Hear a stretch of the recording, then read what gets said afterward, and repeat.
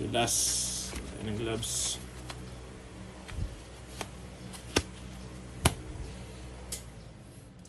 Okay, pressure test.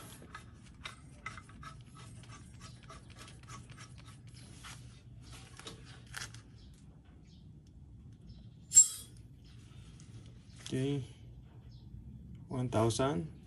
Pressure ng tangke is 2,200. 2,3. Taas natin ng 1,800. So, yan, nakita nyo, nag-hold, gumagana ang ating regulator. Ating 1,800. Yan yung request. 1,800. So, sabihin, ilayo natin. Pagtataasan, ilalayo. Kunti pa. Ayan. So, ilang kaya ang lalabasan. So, di ko gamitan ng tool. Kamay lang, kamay.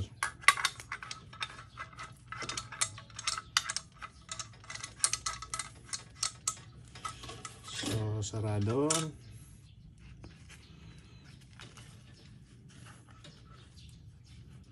Pressure. Tumaas ng konti. 1, 2, 1, 3, 1, 3. Lumabas lahat. Sabihin, may singaw yung konti dito. Yun, maluwag. Anyway. Pag may singaw na konting-konti, bubukas talaga yung valve natin kahit sa receiver. Although minsan hindi mo na makikita. Bukas. Ayan.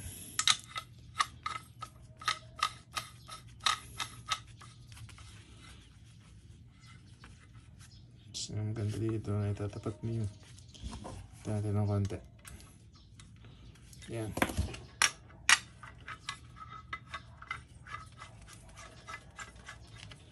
Mahaba na yung compressor ko.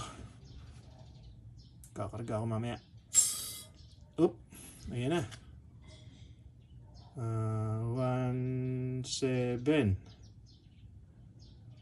1,700. 1,718 yan. Testing.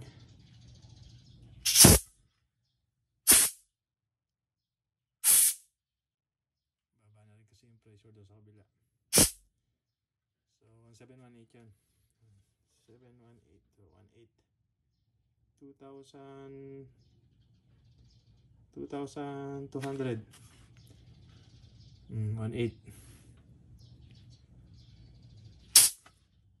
Bago pa lang yan. Hindi po masyadong lumalapat yung upuan. Pag lumapat yan, sasakto yan. Yung adjustment niya dun sa surface nung acetal. Flat na flat pa. Pag lumapat na yan, magsasara ng gusto yan. So, okay na yan. 1,800. Yan o. 1,800.